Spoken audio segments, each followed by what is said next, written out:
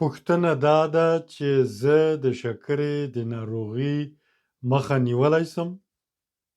ګرانو خوږو هیوادوالو، په لومړۍ ویډیو کې ما د شکرې د مریضي خطرې او ګواښونه ډېر برجسته کړه. ډېر مې په ښکاره توګه وویلې. هدف مې دا نه و چې تاسو ویروم یا تاسو ته ډار مخکې ودروم. نه، زما هدف دا و او ده چې تاسو دا مریضي، دا ناروغي وپېژنئ، درسته یې وپېژنئ. د شکرې مریضي تاسو ته او ټولو انسانانو ته د یو دښمن په شان ده. که موږ او تاسو خپل دښمن ښه وپېژنو، د هغه امکانات ښه وپېژنو، د هغه کړه وړه ښه وپېژنو، هغه سره ښه مقابله کولی شو. د حل لارې او چارې کومې دي؟ اصلي ستونزه د یو مریض، د شکر د مریض دا ده چې په وینه کې قند ډېر ده. په وینه کې ګلوکوز او قند ډېر ده. پس منطقاً دا نتیجه منځته راځي چې زه باید هغه هر څه چې زما قند لوړوي هغه ونه خورم. هغه ټول خوراکونه چې زما قند لوړوي او ما ته خطر پېښوي، د قند د لوړېدو په نتیجه کې زه خطر سره مخامخ کېږم، دا خوراکونه ونه خورم. دا خوراکونه کوم دي؟ ډوډۍ، وریځې، کچالو، مکروني، کیک و کلچې، رنګه اوبه، وچه میوه لکه توت و ممیز ډېر لوړ قند لري، چپسونه، دا وچ چپسونه چې دا ځوانان په اروپا کې خوري، دا ټول ډېر قوي قندي مواد لري. او رنګه اوبه، کولا، فانتا او هر رنګه اوبه، دا ټول ډېر لوړ قند لري. دغه ټول خوراکونه چې ما ونومول دا په قند تبدیلیږي په بدن کې.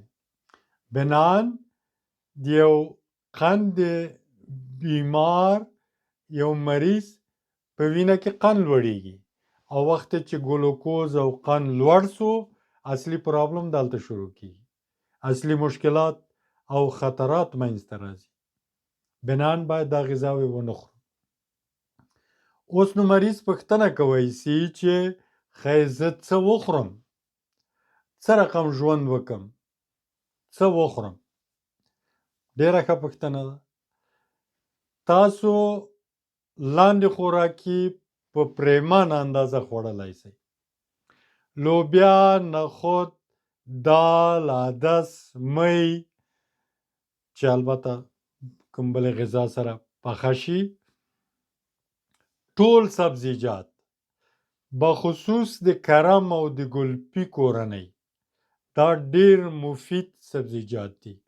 پالک، ګندنه او براکولی چې ورته وایي، شلغم چې موږ او تاسو لرو، دا ټول بهترین سبزیجات دي.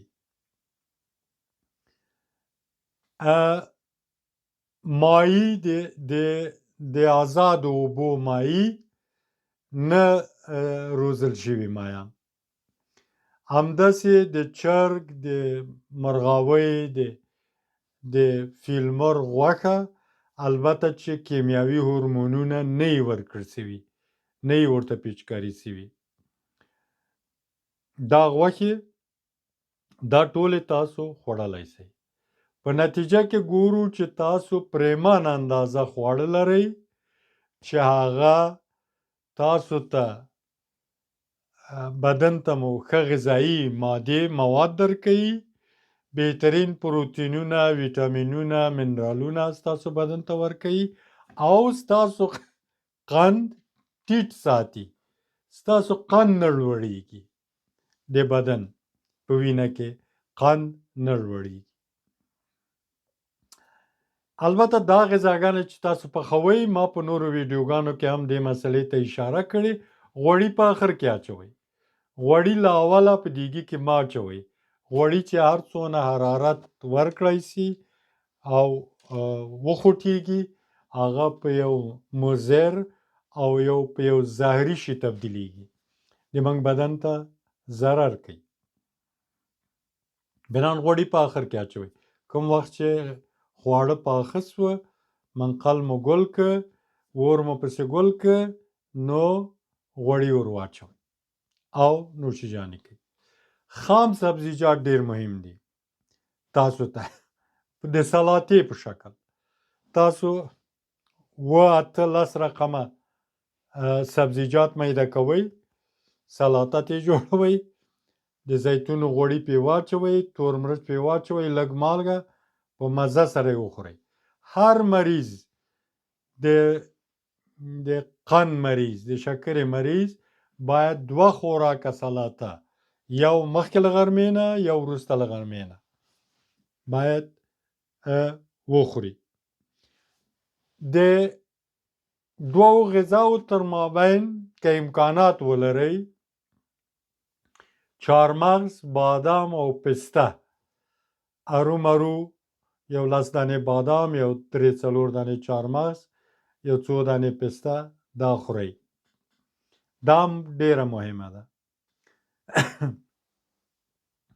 بله مسله عزیزانو چې د زیتونو غوړي سهار، غرمه، ماښام ارومرو یا په سبزیجاتو سره، لوبیا سره، نخودو سره، یا سلاتې سره، او یا په یو بل شکل هرومرو غوړي خورئ.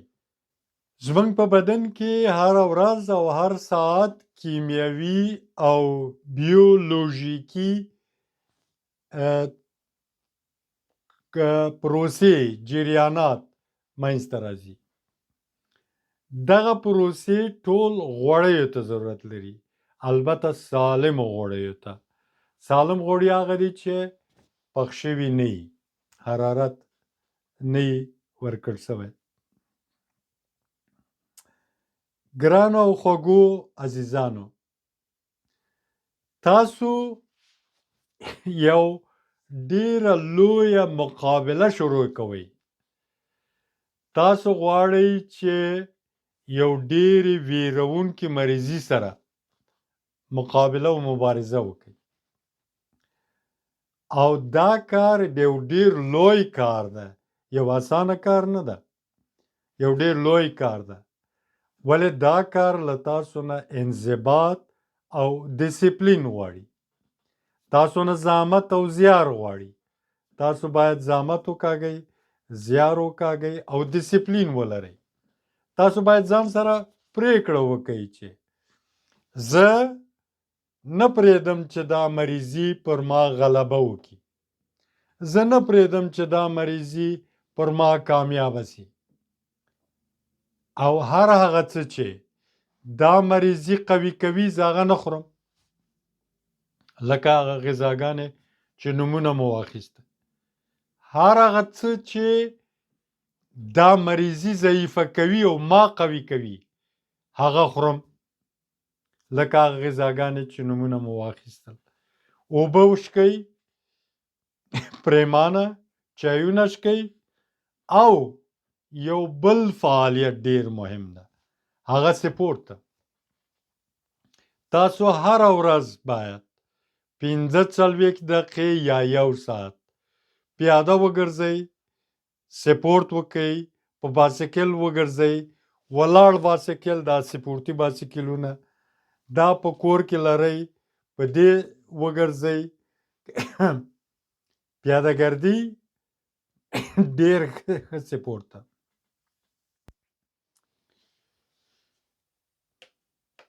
همدارنګه عزیزانو 2 میوې چې یوه میوې ته اووکادو وایي، زه یې عکس تاسو ته ږدم. دا رنګارنګ ویټامینونه لکه آ، ویټامین B1، B5 ویټامین سی، ویټامین ای او کا دا ویټامینونه لري او ډیره ښه چربي لري، ډیره عالي چربي لري. تاسو ماړه ساتي دا میوه. او بل کیوي بهترین ویټامین سی لري، بهترین منرالونه لري، کافي طبیعي اوبه لري. دا هم تاسو ته دا دوه میوې ډیرې ګټورې میوې دي. دلیل دا ده چې دا د تاسو قند قطعا نه لوړوي، له بلې خوا تاسو ماړه ساتي او د تاسو بدن ته بهترین غذایي مواد عرضه کوي او تاسو ته یې درکوي. نو بنان دا دوه میوې که امکانات یې ولرئ، البته زه چې وایم که امکانات یې ولرئ، منظور مې هغه وطنداران دي چې په کلو بانډو کې ژوند کوي. نه پوهېږم چې هلته به د دې امکانات وي که نه وي. ولې که امکانات یې ولرئ او دا دوه میوې هره ورځ وخوړی سئ، ویې لرلی سئ، تاسو د مریضي په کنټرول کې ډیر ښه کومک تاسو ته کوي. البته هغه عزیزان چې لا تروسه دا بیماری نه لري په ښکاره توګه او له 45 نه پورته عمر لري، دا عزیزان هم دې خطرې سره مخامخ کیږي چې مریض شي. که هغه غذاګانې چې منع دي خوړلې، که دا غذاګانې هره ورځ وخوري، هره ورځ ډوډۍ او وریځې او کچالو مکروني دا شیان وخوري، په دې ایمان و باور ولرئ چې تاسو دې مریضي ته ورځئ. نو دا عزیزان هم باید دا غذاګانې خپلې راکمې کړي، راټیټې کړي او په عوض یې دغه نورې غذاګانې چې هغه ګټورې دي، مفیدې دي او هغه تاسو وخورئ. دغه ډلې دوستانو ته زه د یو په 40 ساعتو کې یوه روژه ده چې هغه ته 8-14 وایي. 8-14 اوس توضیح کوم. 8 ساعته تاسو یو شی خورئ، 14 ساعته نه خورئ. زه هره ورځ دا روژه نیسم، 14 ساعته چې نه خورم. 7 بجې 8 بجې د ماښام خپل آخره میوه خورم، آخرینه میوه، بیا ته سبا 12 بجو پورې زه هېڅ شی نه خورم. څکل کوم، چای خورم، چایونه البته طبیعي چایونه لکه د ادرکو چای، د زنجفیل چای، د ګل بابونه چای، د بادیانو چای، دا چایونه خورم. اوبه شکم، د لیمو اوبه شکم تر 12-1 بجې پورې. پس له هغه بیا خپل خوراک شروع کوم، سالمه غذا خورم. البته اوبه شکم په څنګ کې تر 7 بجو 8 بجو د ماښامه پورې. دې ته 8-14 ساعته روژه وایي. په دې جریان کې زمونږ بدن، زمونږ ټول ارګانونه، ګردې مو، جگر مو، معده مو، ټول ارګانونه اول پاککاري کوي، اول ځان له تیزابونو نه، له کثافاتو نه، له مرداریو نه، حتی له زهرونو نه پاکوي، بیا نو استراحت کوي. ځکه 14 ساعته ته چې نه خورې، د هضم پروسه جریان نه لري، دا ارګانونه استراحت کوي. او پس له 14 ساعتو بیا تاسو 8 ساعته خپله غذا خورئ، خپله سلاته خورئ، خپل چایونه څښئ او خپله وچه میوه چې لرئ او امکان یې وخوړی سئ هغه خورئ او تازه میوه خورئ تر هغه چې د روژې وخت مو راورسیږي. او بیا روزه پیل کوي. دا د هغه کسانو لپاره چې د قند مریضي لا نه لري بهترینه طریقه ده. ګرانو عزیزانو، که تاسو دغه طریقه د ژوند چې ما تاسو ته بیان کړه، که تاسو دا عملی کوئ او دا په خپل روزمره ژوند کې تطبیق کوئ، په دې عقیده او ایمان ولرئ چې تاسو دوا ته ضرورت نه لرئ، تاسو بې دوا نه خپل شکل کنټرولولی شئ. تاسو ضرورت نه لرئ چې پاکستان ته لاړ شئ. تاسو ضرورت نه لرئ چې خپله ځمکه خرڅه کړئ او مشکلات وګالئ. تاسو د دغه طریقې له لارې نه خپله مریضي کنټرولولی شئ او البته دا مریضي په مطلقه توګه تاسو له وجود نه راویستلی کم امکان لري، اما کنټرول چې په تاسو غلبه ونه کړي، تاسو خطراتو سره مخامخ نه کړي، دا کار کاملا ممکن ده. له دغه طریقې نه چې ما تاسو ته عرض وکړ چې هغه ناسالمې غذاګانې نه خوړل دي، سالمې غذاګانې خوړل دي، سپورت کول دي هره ورځ، او اوبه شکل دي او چایونه شکل دي. دا طریقه چې تاسو عملی کوئ، تاسو دا مریضي کاملا په خپل وجود کې کنټرولولی شئ. خوږو هیوادوالو، که زما ویډیو تاسو ته مهمه وي او ښه یې بولئ، لطف وکئ هغه د هغې نه ملاتړ وکئ، دا ویډیو سبسکرایب کئ او د زنګ علامه ووهئ تر څو د ما نورې ویډیوګانې اسانه تاسو ته ورسیږي. هغه عزیزانو دوستان چې تاسو دوستان دي هغوی ته دا ویډیو ولیږئ، ځکه چې هر څونه چې انسانان زیاتر خبر سي، زیاتر اطلاعات پیدا کړي، زیاتر معلومات پیدا کړي چې دا مریضي څه رقم مریضي ده، څونه خطرناکه ده او زه څنګه کولی شم دا تداوي کړم. دا د ټولو انسانانو په ګټه ده. تاسو په ثواب کې شریکیږئ.